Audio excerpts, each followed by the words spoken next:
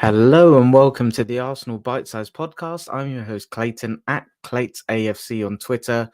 Raheem Sterling to the Arsenal. There we land. It was deadline day drama, weren't it? And yeah, it looked like the deal for Raheem Sterling was on. Then it looked like it was off again. I think it was David Ornstein or Gunner Blog. One of them tweeted that business was done for Arsenal. And then Gunner Blog came in with as things stand tweeting. And then I didn't follow it too closely because I was actually playing football myself at around 8 p.m. So I dipped out for a couple of hours. And when I went to football, it didn't look like the deal was on. And then I came back, got into my car, and it was just bombarded with different text messages saying Sterling loan looks like it's happening. So excuse me. Yeah, it's a deal that got over the line, and it's one that I'm very happy about, to be fair. I think for me, this Arsenal group systematically and structurally is one of the best drilled in Europe, but I've been quite vocal on I think we're lacking something in the attacking group, and like individual quality, someone that can carry the ball, someone that can create something out of nothing. And I know opinions are divided on Sterling. I can only speak for myself on how I feel about him. He is a winger that I have loved for many years, and I don't doubt that I have said in periods in his time at Chelsea that I think he's finished or he's washed or whatever. But I think it's so hard for any players. Well, not any players. It's very hard for players to go and excel in that environment. I know someone like Cole Palmer's done that, but I think he's the exception to the rule rather than the rule at that football club at the minute. And someone like Sterling, who at Man City, how many titles did he win? He won 4 league titles with Man City. At Liverpool, he was obviously part of that famous, I say famous, I think it was a famous title race where Liverpool came second. Obviously, it was the Gerrard slip year, but he was so young at the time. I think he was 18 years old in that season. He's been around for so long. He literally played against Arteta in 2012 when he was at Liverpool and Arteta was at Arsenal. He made his debut at age 16 in the Premier League for Liverpool.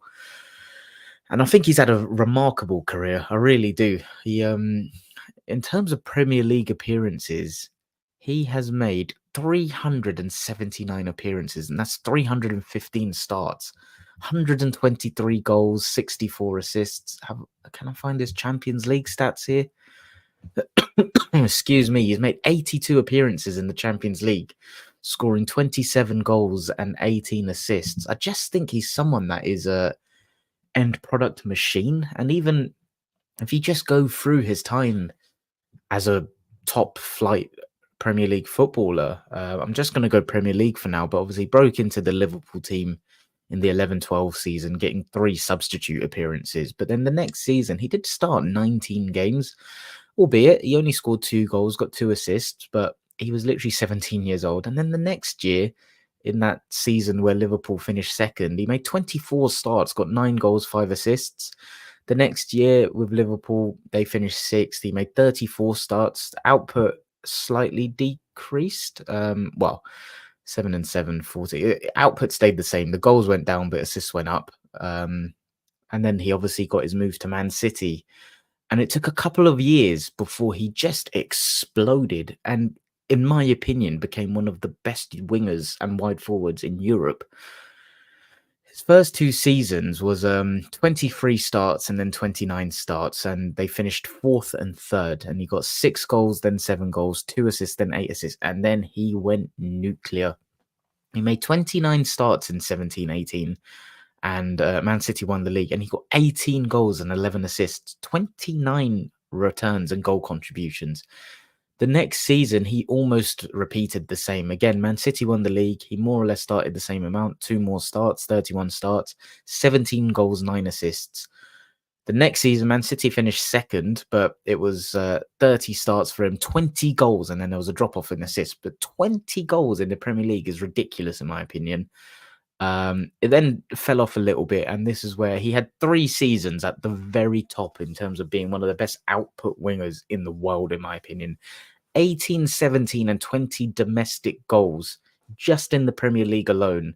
is phenomenal in my opinion. And I don't really have a really clean view in terms of the data I'm looking at right now to look at his like best Champions League tallies. But so yeah, I'm not going to go into detail, but I don't need to break it down because we've already touched on in the Champions League. Like I said, he's got 27 goals and 18 assists in 82 appearances and 59 starts. And if you look at that and you describe the player there, and you look at on FB Ref, or like so, his player profile, I'm sure if you look at all of the metrics and stuff, it's not as prolific as it used to be. I'm sure if we were to look at him 2-3 years ago, in terms of percentiles for different traits and statistics, he would have been much higher than he is now.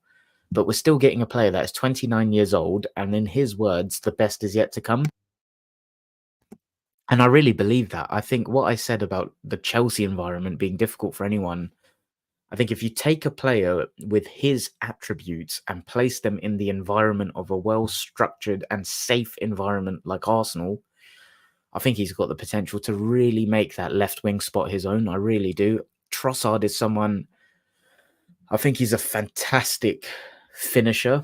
And I don't mean just as like we talk about starters and finishers. I mean, as an actual like goal scorer, but he doesn't influence the game enough for me from the left wing when he starts there. I think his best position is a false nine, but we're well stocked there. We don't need him there. Martinelli, we've all touched on, like we know his potential, but there's certain areas of his game that he needs to develop, and he hasn't really developed in 2-3 years. Some of the same attributes. So it's a big season for him. We all know he can come good, but I think this is such a smart signing, and I know people say like, "Oh, fans don't need to be accountants, this that," but sure, we don't need to be accountants, but we're all sensible and can know the knock-on impact on bringing in the wrong people on the wrong deals and the opportunity cost of what that then means Arsenal miss out on long term. So I think it's very normal, and I'd say sensible, to somehow sometimes think of these things. So it sounds like it's a 12-year loan deal, no fee for Arsenal. Wages wise, it's 150k that Arsenal are paying him, and Chelsea are covering the rest, it sounds like. So I think that's a great deal. And I think Arsenal played a blinder. I saw a lot of nonsense on deadline day, people going for a do, and the club is a disgrace. They require an explanation and this and that. I think with the cards they were dealt, sure, would we have wanted Raheem Sterling on the first day the transfer window opened? No. But you have to apply context. And a wide forward was a profile I thought Arsenal needed to go and take us to the next level anyway. I didn't see one wide forward move in the summer where I was envious and thought that's the person that's really going to move the needle forward for Arsenal. So what we've done instead is reacted to that. We've essentially replaced Reece Nelson with 4-time Premier League winner and experienced Champions League player Raheem Sterling, someone that knows the manager well, works hard off the ball, and I think is just someone that has got a point to prove and will come in. And he has taken the attack to another level, because if you look at it, excuse me, we had Martinelli, Trossard, Jesus Havertz, Bukayo Saka, and Reece Nelson. Replacing Reece Nelson with Raheem Sterling elevates that to another level, regardless of what level you think he's at with what you saw at Chelsea. He has got the ability to carry the ball. He's got the ability to generate transitions. He's got the ability to draw players towards him because he's an individual threat. He can be frustrating. I think he'll be very frustrating to watch in periods with Arsenal, but he is someone that adds something to that attacking group that we didn't have, in my opinion. Martinelli can be a great carrier, but I think he carries it into blind alleys sometimes, and I think his head is down sometimes. Raheem Sterling, I think, is someone that is going to teach Martinelli quite a lot this year. And if I can shout out Tommy Gunn, who's in the chat and says, "Afternoon, everyone." He asks, "Do we expect Sterling to become a regular starter?" I very much think he will be. I'm not sure when, but I wouldn't be surprised by the end of the calendar year if Raheem Sterling has made that left wing spot his own. If I'm looking at FB Ref, he's in the 90, and this is considering he's in a Chelsea team that has been an absolute circus for a couple of years, and he still managed to return over 10 goal contributions in the league last season with goals and assists. It's not amazing, sure, but apply the context in terms of what can anyone outside of an anomaly in Cole Palmer do in that circus football club. I still think it's encouraging to see that he's done that. And the season they finished 12th, he got 6 goals, 3 assists. So I think what he brings to Arsenal, I'm very encouraged by. I think it's versatility. He can play anyway. He can play on the left. He can play on the right. We've seen him play false nine in periods. I don't think we'll see him so much there for Arsenal. But again, it's like if things don't go well injury wise, we're covered, right? And I just look at his actual player profile in terms of the percentiles for statistics, non-penalty goals. He was in the 80th percentile versus other attacking midfielders and wingers. Non-penalty XG, so his ability to get into good goal-scoring opportunity areas, 74th percentile. Progressive carries, he's 86th. Touches in the attacking penalty area. What is that? Touches in attacking penalty area. It is 92nd percentile. Progressive passes received, so the amount of times he puts himself into areas to receive a progressive pass, 80th percentile. Interceptions, 86th percentile. So what do we like about this Arsenal team? We're very front-footed, anticipate a lot, intercept a lot. And I look at these metrics and I don't see any reason why they can't be elevated up to a higher level. And I'm really, really happy with this. Again, in the context of what was available in the market, I think it's a very smart, sensible signing. And I'm very excited to see what he contributes to the team, even in Champions League. Like, that's a tournament where I think I was very confident going into it last year. And I think it humbled me quite a lot seeing the Bayern Munich game, especially that second leg. And I think Sterling is someone that just has that ability to carry the ball through the thirds, drag your team up the thirds, but make the ball stick, win fouls, take the ball 20, 30 yards up, win a foul, drag the team up, give them a breather. His 1v1 dribbling, I think, is something I touched on where I think it will be frustrating, but he'll generate really positive actions as a result. A game like Aston Villa away, I think that is where I know Trossard came on and scored, but that's the one where I could see Sterling really causing teams problems. And one thing that teams always do is we're very right-hand side dominant in the way we attack through Saka, right? I don't think teams respect Martinelli or Trossard, so they just leave them on the left. They know what they're capable of, but I don't think they respect them. I think Sterling will demand a different level of respect, and teams will have to make a decision because if you don't double and triple up on Saka, you've got a decision to make on what you do with Sterling on the left. And I know people will think I'm overrating him. I just think in terms of what opposition analysts and coaches will be thinking, they will put him at a higher level of respect than a Martinelli and a Trossard, in my opinion. And I think that's a game changer for Arsenal because it has us.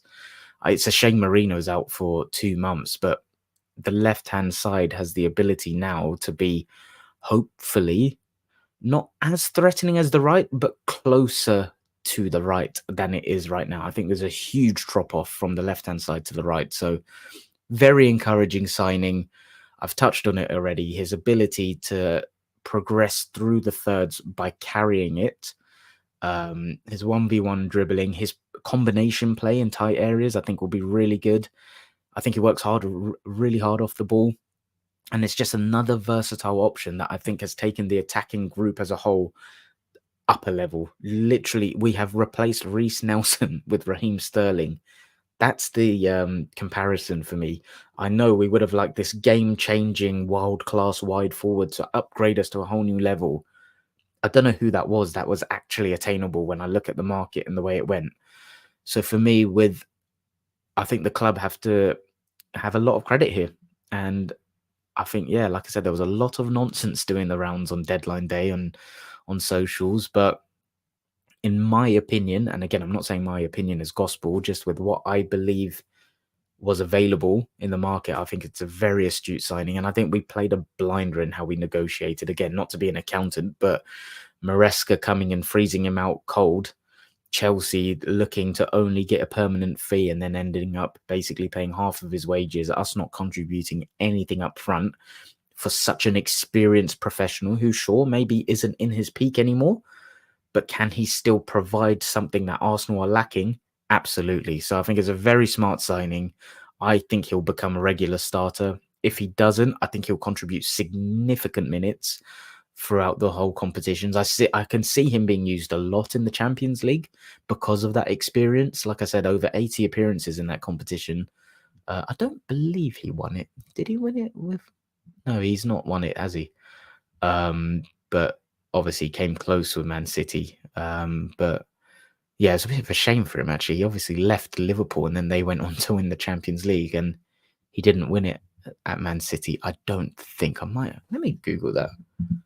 Has Raheem Sterling won the Champions League? I don't think he has, but this is where my football memory sometimes is very skewed.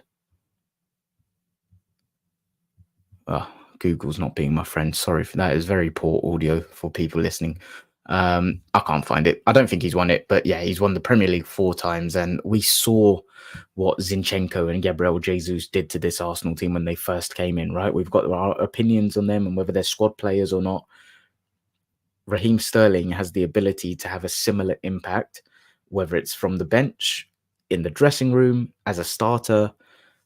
Very smart signing, and yeah, very happy with it and looking forward to seeing what he can contribute to us this season. Like I said, he's a player I've wanted at Arsenal for a while, actually, in that period where he was so prolific. Yeah, I thought he was one of the best in Europe, to be honest. And even as a 17-year-old, would have loved him at Arsenal. And I think there was some talks about that back then, but he obviously headed from QPR Academy to Anfield. So, yeah, Raheem Sterling to the Arsenal. Welcome. Looking forward to seeing how he gets on. Nima and I will be back on Friday. It's obviously the international break, so we're going to do a more holistic view at all of the transfers we've done and dealt with this summer. We'll be looking at Calafiori, Marino, Sterling, and how we feel about the window as a whole with some of the sales. Kind of doing the typical, what did we need? What did we do? What do we rank the window out of 10? That good stuff. And then next week, I've got Finn, who some of you longer term listeners will know. He's coming on to do an episode of the Arsenal Archives. We're not sure what yet, but to tease it, it's obviously going to be North London Derby week next week. So the Arsenal Archives is interviewing Arsenal fans about memorable days out they've had supporting our great club. So you can guess what path that one is going to take. I won't do any of the plugs today because if you're enjoying this sort of stuff, you would have subscribed and liked already. So I'll leave all the plugs. But thanks for tuning in. Hope you all have a good week. And like I said, we'll be back on Friday. Up the Arsenal.